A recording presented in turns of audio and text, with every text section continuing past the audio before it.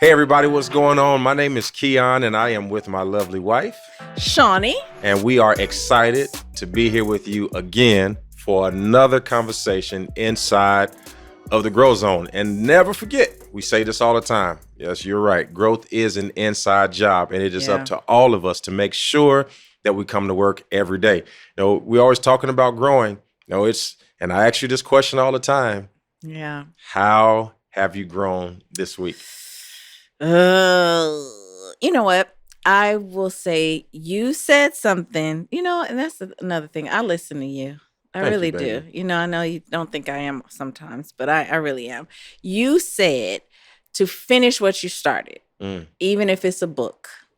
And that triggered me because I started this book and I didn't finish because in my mind, I knew how it was going to end.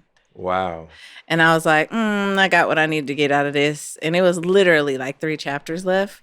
And I was like, I'm going to go back and finish that book because you should. I tell my kids all the time, you start it, you finish it. So I need to, be about what I talk about.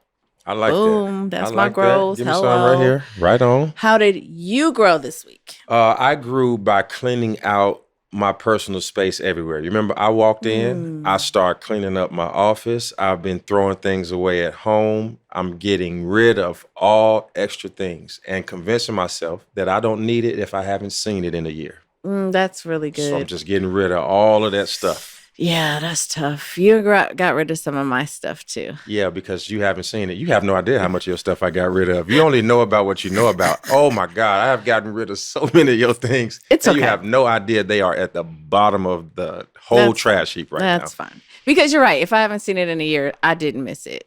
And don't show it to me because then I'll think I need it again. Oh, let me tell you all how decluttering is with my wife. I do it outside of her presence. Because if she comes, she's going to say, let me see that. Like I was throwing away a box of makeup that somebody sent her, I think in 1975. It was somewhere around there. And they sent it to her.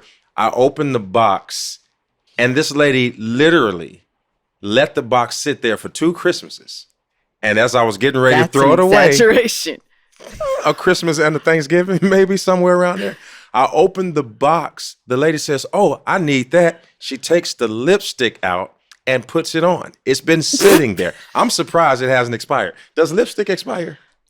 That one didn't. My lips were fine after. It was YSL. It was YSL and it was LSY sitting there for the last 2 years. And it was the lip gloss and it was good. I just tried it on because I was like, ooh, I don't know. I've never tried YSL lip gloss. I have the lipsticks. It was great lip gloss. Needless to say, that's YSL, why I throw send me things some more, away outside of your presence. just in case it's expired. I'll take some more lip gloss from YSL and clutter up the counter again. Yes. So Okay. we did. That was my growth. And this is what I say. 1% of growth every week. That's it. Oh. Don't need a whole lot. Just 1%. Okay. Did you just make that up? Right on the spot. 1%. I was like, wait a minute. That's Never heard that one, right? And You said have it, you ever I heard say. people say, and as No, I you always didn't. say that I've never said before. There you go. 1%. I like it though, but you didn't include me in on that one. I was thrown off. Like, wait a minute, did I miss You just that? literally should have just went along with I'm me sorry, and not you just say that kinda all the time. blasted me out in front of everybody. 1% of I growth do say a 1% growth in staff meetings a lot. I do say it. You but do say that. I don't say will. it personally a lot, but I'm going to. But I like it. I like that we will have 1% growth per week because this is the Growth Zone. It is. And growth is an Inside job. bam. And you know what we got going on right here? Banter. Black love. We do. Yeah. With a little banter. With a little banter, which is our style of love. It is. Right? It brings me joy. But it wasn't like this when we started, right? We had to find this. So is love found? This is a crazy question out the top, just came to my head. Wow. Is love found or is it created? Ooh. Is it found or created? I think I found love when I found you. That was so beautiful. And then we created more love. Oh, so we found love, created joy. There you go. That's what we did. So we're going to call this conversation Creating Black Joy. How does that sound? I like it. You like it? Yeah. All right. So if you're looking for this one, go find everybody you can. Get them in the Groow Zone, because you know a lot of people who want to create just joy. And we say Black joy because that's our ethnicity. But hey, whatever you are, we are going to create that specifically for you. So, you know, if you think about it, you and I met and we didn't know each other, nor did we have anything in common that we knew about. We spend, oh my God, 6 hours talking. Mm-hmm. We came in the room as strangers, left out as friends, like we had been knowing each other right for That's years. True. Like That's true. how does that happen? Like, does that mean that there was like something in me that was already attracted to you, or is there something in you that was already like me? Like, how does it work when you meet somebody and it's just... I don't know. That had never happened to me before. I will say that. I've never gone on a first date and sat with somebody for past 2 hours and felt like I could have stayed longer. You know what I mean? It might have been a cool moment, but we literally talked for 6 hours and could have done another 6 without even thinking about it. It was crazy. And I left there thinking, wow, like that was nothing like I thought it was going to be. I absolutely enjoyed being in his presence. I loved our conversation. We laughed. We got serious. We just were very brutally honest about a lot of different subjects and still liked each other in the midst of it all. And when we left, so that was a first for me. Yeah. But I do think that it was something there, you know, like something that just sparked something for me to where I had an immediate like, oh my gosh, I kind of like this guy, you know. Did you have that for me? Okay. Still do you? Yeah. That's what I'm like talking hunk about. Of love. Hunk of burning love. Yeah. That's what you are. Your hair looks nice today, too. Thank you so much. Do I have these little things? Like, no, okay. It looked like you just stepped right out of the beauty parlor. Thanks so much. So being a Black woman. That's what I am. In America. Mm-hmm. Do you feel, because I read something, and I have to get the percentages, where it was like a majority of Black women said that they don't feel safe. Like, I think the percentages were like in the 60s, where Black women said that they didn't feel safe. And so do you feel like you're in that 64%, or are you perhaps in the 36 that says, no, I'm perfectly safe and content where I am? Where do you think you fall right now? Well, when you say feel safe, does that mean in a relationship? Does that mean in general? Just in general in America. And then I think it was in addition to that statistic, it was like 56% of the Black women said that they didn't feel safe when they were inside dating apps. So maybe we can just surround it around this dating world and creating love. And they like basically a majority of women, whichever poll you take, over half of them saying, hey, I don't feel safe in that game. Like, did you feel that way? No, I mean, I did not feel safe. That's what I'm trying to say. Okay. I did not feel safe. I didn't ever do a dating app because I felt like that was not safe. I'm like, who is on the other side of that account? So I never did that. But I do know people who found success in doing it. So it does work. But I am a little sketchy of who I'm actually talking to. So I passed on that one. But as far as feeling safe in the dating world as a whole, I think that is a scary space because I was single for 10 years and didn't have the greatest experiences dating. I will say, like, I had fun a couple times, you know, but why do you think that you went 10 years and didn't have a great experience? And I hope you had one with me. This is before you. Yeah, but okay, let's back up from the first time you dated after a divorce. Yeah. 10 years, I'm sure you had some good days, bad days, or whatever. And then you get to me and you're like, okay, I can do this again. Because the first thing we said to each other when we met was we would both never going to ever get married again. Correct. Just curious as what changed in our 10 hours that undid 10 years. I think it was part of me not wanting to be hurt again, not go through a relationship that might not work, and just being that person that did come out of a marriage and divorced and it wasn't pretty. I was like, I never want to even put myself in a situation where that could possibly happen again. So I will say in my dating experience that I wasn't ever in a relationship that I looked to be a marriage, because in my mind, I was never getting married again. So I probably sabotaged myself, as far as who I was picking and the time and energy I was giving, because I already knew, like, I'm not going to marry you. I'm not going to be with you like that. So maybe I had boundaries already up. And then would be like, oh, this is terrible, and move on. But I didn't date a lot. I didn't even put myself in the situation to date a lot because I knew I didn't want a long-term relationship. It would just be like maybe a date here and there. Or if you were the person that I'm dating, I would be like, this is it. We just gonna hang out, have a good time, go on dates. I probably sabotaged myself because I had closed off the option of getting married. Now, meeting you, I don't know that it wasn't immediate that I was like, oh, I can marry him, because I did still have that up. And you being newly divorced, I was like, he's going to take, it's going to be a process. I've been there, and, it's just like a lot emotionally and mentally that you have to, it's just a lot. Yeah. So it was not even on my radar that we would end up here initially. I think it took time. But the more time I've spent with you, the more time I talked to you, the more time we invested in just getting to know each other, I was like, a little interesting. He might change my mind. Yeah, and I did. You did. Yeah. So, because I thought that I had a role in helping you create joy. Like, I took that personally. Because after listening to you talk about what you had gone through, I took it personal, like, I'm going to help this woman be happy.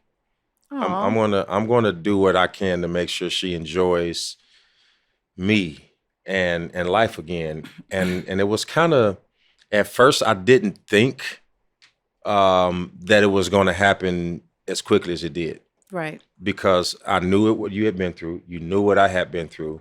And you remember we went to a therapist. Yeah. And he told both of us that we were both about 24 months away from being happy and whole. And we were like, oh, no, it won't take that long. But it actually did. Yeah. Because, joy is a process. And I keep using that word. Joy is interchangeable with love. But just this blissful, euphoric utopia where an argument don't make you feel like you made a mistake. Correct. Right? Just not having a great day. You don't wake up and like all of a sudden, because we didn't have a good day, did I make a mistake? No, it's immaterial. We made a commitment. Mm-hmm. Forever is the goal. Now, what are we going to do in between today and the last day to make sure we reach the goal? Right. Right. So I took it personal. Like, I got to help you be happy. And here's the other thing. And I want to ask what women feel like. For men, for most of us anyway, we ain't happy until y'all are. I can see that. It's almost impossible for a man who really, really, really cuts for a woman to be walking around excited and happy if the woman he loves isn't happy. For whatever reason, you're unhappy. It's hard for me to reach happiness without you being there when I arrive. I think women are similar in that way. I think we want our spouse to be happy. Like, we're happy when you're happy. I say that to you all the time. Like, golf, I don't understand what you're saying, but I see how happy it makes you. That makes me happy. Aw. Wow. I want to go. I want to go Friday and Saturday. Knock yourself out. You hear me? Yeah, and Sunday after church. There you go. I'm just kidding. Because honestly, that's your time, right? I don't golf. You ain't got to call me. I don't bother you. You do you. I do me. I get to watch all the shows I want to watch, or shop, or do whatever it is, my nails, whatever. That's my time. So that brings me joy to know that you are so happy on the golf course sweating in 110 degrees. Yeah, I hear somebody hating. I don't understand how that works. But if that brings you joy, it brings me joy. Let me tell you something. Me playing golf in the heat.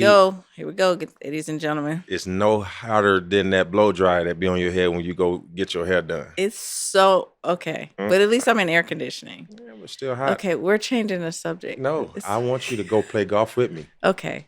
Because it will bring you joy? Once in a while if you go. Wow. Let me tell you why I want you to go. I want you to go so that you can see how long it actually does take. I believe you. I believe that it takes 10 hours to play golf and that you find joy in all 10 hours. I believe you hands down, no questions asked. Takes 10 hours. No, you have an attitude problem. That's what's really wrong with you. You have an attitude problem, you don't know how to talk to people. Both? Oh my God. No, it takes a long time to play golf and I get it. What brings you joy? Because I think now you know what brings me joy. I think this is what people should ask each other. In order to create it, you have to know the elements. What makes... Oh, by the way, everybody. Uh-oh. My wife actually has 3 names. And I didn't give her any of them. Every time we're in public, somebody comes up to her and calls her one of 3 names. Shaunie, Shaunie, Shanti. So every once in a while, I just mess her name up on purpose. Like, hey, Shanti. So Shaunie. Wow. What brings you joy, baby? You bring me joy, as Anita Baker said. How I go? I'm not gonna. You trying to make me sing? Yeah, that one. Yeah. Okay. You're gonna have to pay for that. Okay. So take it out. Yeah, okay. Honestly, no, I'm not joking here. You being happy makes me happy. So that is very true. Outside of that, family, make my kids bring me joy. Vacationing brings me so much joy. Say vacation again. Vacation. And one more time. Vacation. Because if they go back and watch so our last joy. episode a couple times ago, I say that a lot. Hear how much we because spend on vacation brings me so much joy, and specifically vacationing with you. Being real shopping sweet today. Also brings me joy. Lots and lots of shopping brings me so much joy. So shopping, vacation. Ooh, I got another one. Children. Vacationing. Did I say that? Absolutely. Okay, my bad. Shopping, did I say that? You said that. Okay. Making money brings me joy. Okay. And it's not the money, even though that part is super important. It's the success part of it. It's the work I put in to make the money that brings me joy. Does it make more sense? Makes more sense. It's so satisfying to me to be successful at something and see the outcome, not just the product, but the benefits of the product and when that check come in and I'm just like, I did that. That makes me happy. I'm surprised you didn't say something else. It was another thing that I thought you were going to say. There's something else I want to say, but this is a PG. No. Okay. You know what? Huh? I want to turn the TV off on you. I'm talking about dancing. Oh, dancing brings me joy. What is gotten into you today? I thought this was an honest, safe space. You're right. It's the Groow Zone. Free to say whatever you want. No boundaries. But it's a clean version, so they get it. But dancing does bring me joy. It's one more thing you didn't put on the list that brings you more joy than anything you've named. Eating. I'm surprised that didn't come first. Eating brings me joy. You eat so much. And I'm happy about it. I mean, I've never seen anybody, Groow Zoners, I've never seen anybody talk about 5 meals ahead of the one they're eating. This woman plans at least 6 meals at a time. Absolutely. What do you want for breakfast, lunch, and dinner again? I know where we're going next week and already know what I want to eat when I get there. I just don't have any excitement about that. And I really want you to. I want you to be more excited and find the joy in eating. Because some things are that good. Name 3 things that are so good that cake. Cake is so good. You don't get excited about that? I do. That's good. There's some restaurants that are just so good that it makes me happy. The cake in Anguilla, the what's it called? Hummingbird cake. Mm-hmm. Woo! Make my toes curl. Or does it make your big toe shoot up in your boot? Brings me joy. Yeah. You know, you don't get excited about that. I get excited when I learn something. Oh, what's the bread in Anguilla? Wow. What's that called? Johnny cakes. Mm-hmm. Ladies and gentlemen, do you see how we probably will just get stuck at a menu for the next 30 seconds? Okay, because I'm done. Go ahead, name one more dish. No, that's okay. It's the joy. That's what this is about. But those things bring me joy, you know? Like specifically, you asked me, and I should not be able to. You're right. I like when I learn something. Yes. I like when I see you happy. Mm-hmm. I like when I teach somebody something and I see the residual effect in their life. Yeah, I like to see people win off of something that I either researched or said. Obviously, I love when I know you feel safe, because I know what that means to you. Yeah. The other things that bring me joy are probably not as, a bigger deal to most people, but I like to get away when it's just you and me. Same. I like that. I like golf. A lot. And I like golf clubs.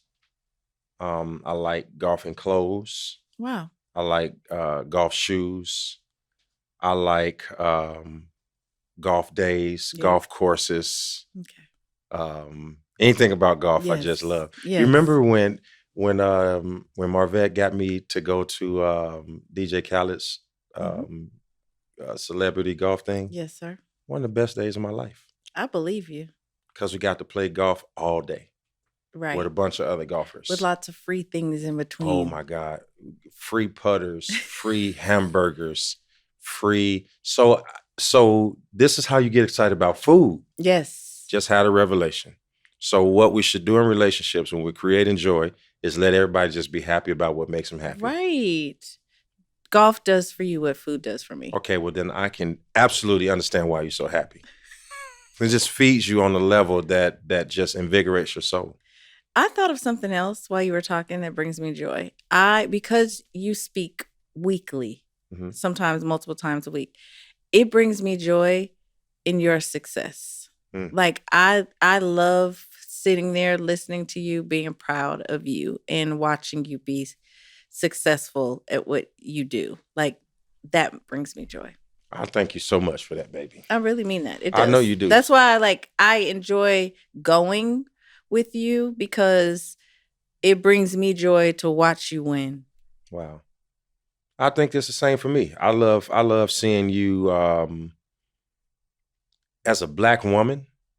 I love to see you winning in an industry where Black women are not always allowed into the room or at the table.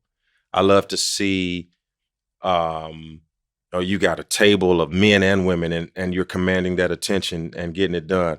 And see, what I know is what most people don't know. You're not at the table because you love TV. You're at the table because you got your family in the back of your mind, and you're building a legacy, and you know that this is a means to the end. And you love what you do, but like you said, you love the result that doing what you do affords you, right? 1,000%. And so as a Black woman, just talk about like what that means, because, Black men are always, well, I hate when I use that word, I apologize. Typically, we're paid more for the same work.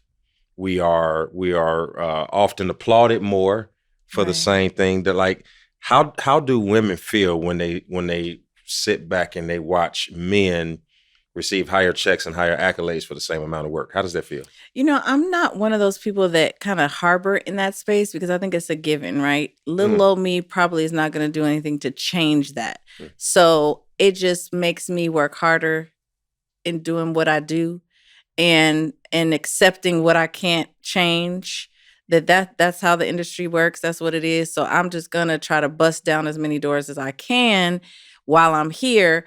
And it's me. One thing that's different about me is I don't love the fame or care about it at all. It is about, I got in this position because of a situation that I put myself in, and this was my means of getting out of it. So I always keep that in mind. Like, I'm doing this for that woman that's just trying to find some independence, that's trying to gain some type of not only financial stability, but just like self-awareness and pride and purpose, and like find her space, like who she is. I'm very comfortable in who I am. And it took a minute, but I'm at the table because that success and accomplishing the goal is the thing that makes me want to even be at the table. So what I keep hearing as a theme when we both talk, it's like creating this joy.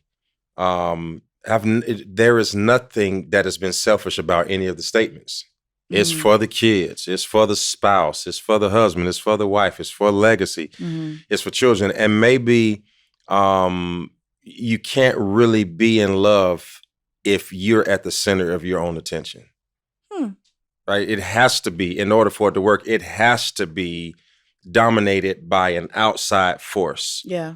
Indiscriminate of anything you got going on. Not to be over religious, but when Jesus died, he died so that others could be saved. Right. So love is a self-sacrificing exercise where everything you do, at least most things that you do, has to be for somebody else. That's so good. That's good. And I think that is, that brings me, you said to me, babe, I don't need you to ever bring a dime to this relationship. You say that all the time, but I want to. It brings me joy to contribute to us.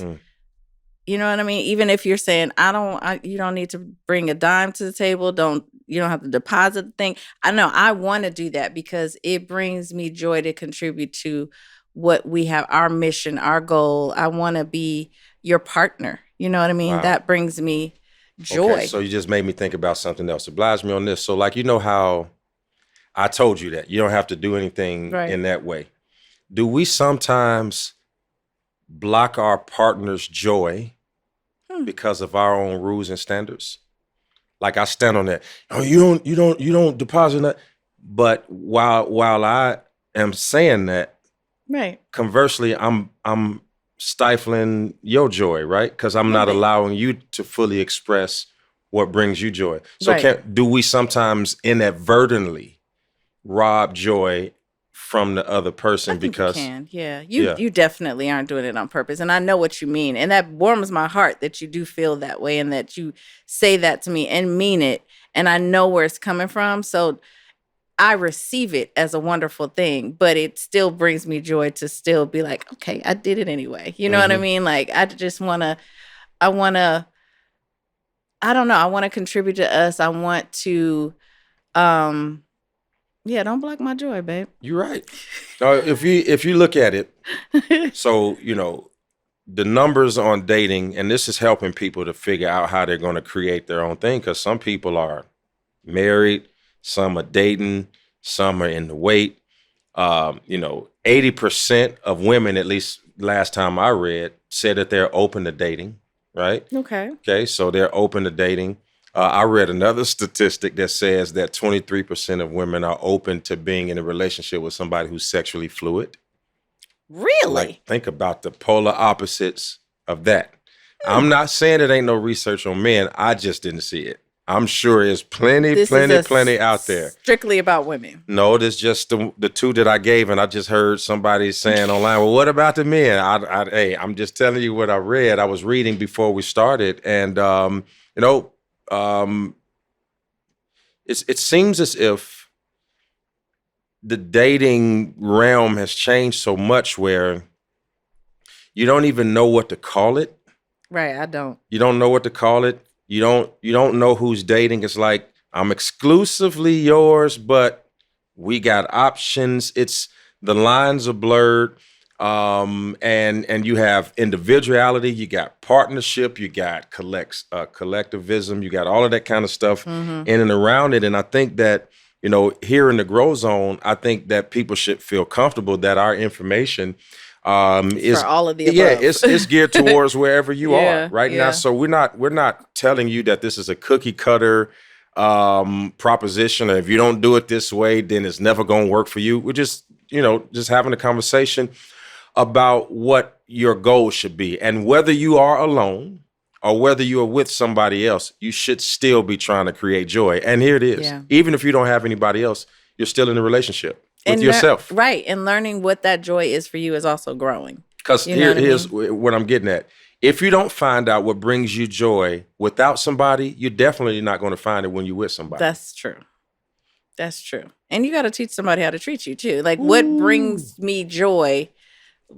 That was good. That was good. What brings me joy is you learning what brings me joy. Because then it you can give it to me. That's a growth point. Back up and say that again. Sometimes you say some good stuff and it be so good. Let me see if I can say it again. You had just said, say it again, baby. You said, bringing you joy brings me joy, or something of that nature? No, you learning what brings me joy brings me joy. Now, that is amazing. Now, I'm serious. No, that's pretty good. Okay.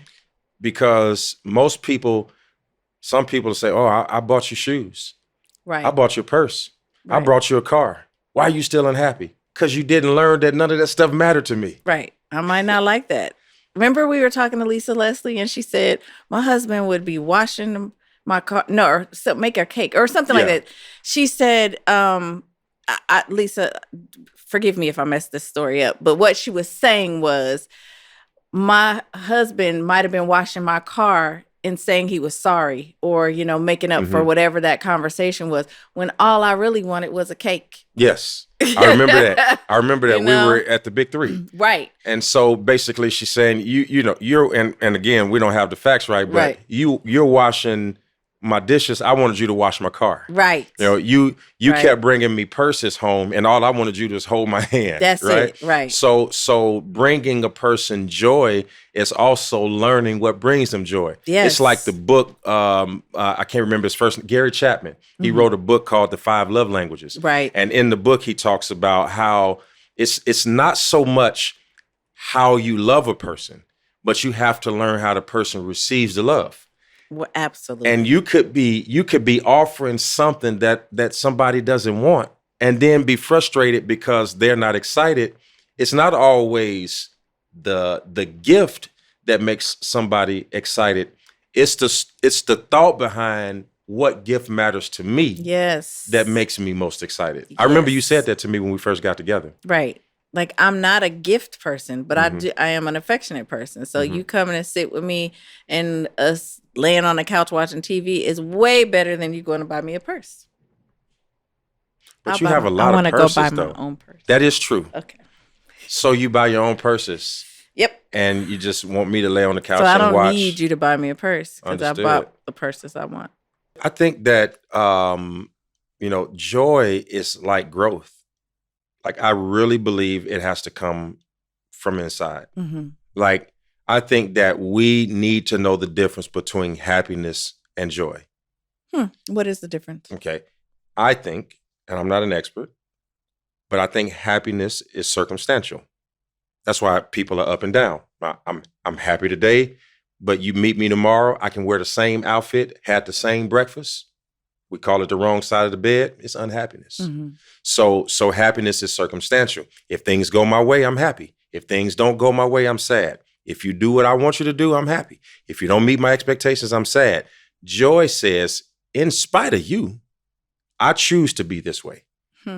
I choose to be happy. That's why I think it comes from inside. So do you remember, and this is transparent. So when we first got together, we would have an argument and we could stay mad all day. Right. Now we could have a disagreement. I kiss you on your lips. You good? You good? All right, let's go eat. Mm-hmm. Because I've found that I cannot allocate how I feel to how you said it or how you feel. I'm in charge of what I'm going to feel all day long, and I can't let external stimuli determine how I'm going to feel about me or about anything else. That's why I think, in my opinion, the difference between joy and happiness is one is circumstantial, one is a decision. So joy is the decision. I think joy is the decision. I think happiness is the circumstance. Interesting. Because I always say, I'm not an expert. No, I like it. I like it. I tell my kids all the time that it's a decision. But I'm like, you can choose how you feel today. You pick, right? Like I can decide to let this day let life me. And it's a bad day. Or I can decide, take what it is and make it a great day. Make it, ignore whatever that is and overcome and just have a great day. So it is a decision. I never really thought about the difference between joy and happiness. To me, I always thought of it being kind of the same thing. But when you explain it like that, it makes total sense. I do think it starts with you, though. I do think it's a decision. And even when we talked about the other person bringing you joy, I have to teach you how to treat me. I have to teach you what joy is for me. If it's, making me a cake versus holding my hand, whatever that is, you won't know unless I share that with you. This was what brings me joy. What you do with that is what you just took the words out of my mouth, because I can. What's the old adage? You can lead a horse to water. You can't make it. I can give you this glass of water right now. I can bring it to you. Yeah. You don't have to receive it. Right. You still have to receive it. So if your heart is closed off to having happiness or joy, doesn't matter what anybody brings you still won't receive it. Yeah. Right. So you have to. I think that happiness is circumstantial, and you probably won't find this in the book. I'm not saying I'm a psychologist or. This is my hack for happiness. Okay. That's good. Okay, this is my hack for happiness. The Keion hack for happiness. Yes, sometimes I'm jolly about the circumstance. But sometimes I got to wake up and be like, I don't care what happened today. It's going to be It's going to be all right. Yeah. I like that. And I think that's the difference. Well, for the people, how would we wrap up our Black joy conversation? Number one, this is what I got. Celebrate the other person's path to joy. Yeah. Just whatever makes you happy, I celebrate it. Yeah. And owning, another takeaway, is knowing what brings you joy. Not only for the other person, for you to share with the other person, but know what brings you joy. Have those things separately. Golf for you, eating for me, or binge watching my cooking shows while you're golfing. Those things that bring me joy, I need to know what those things are. And then we can find joy collectively. And what I was going to say about the joy collectively, I think you have to avoid sarcasm surrounding what brings somebody's joy.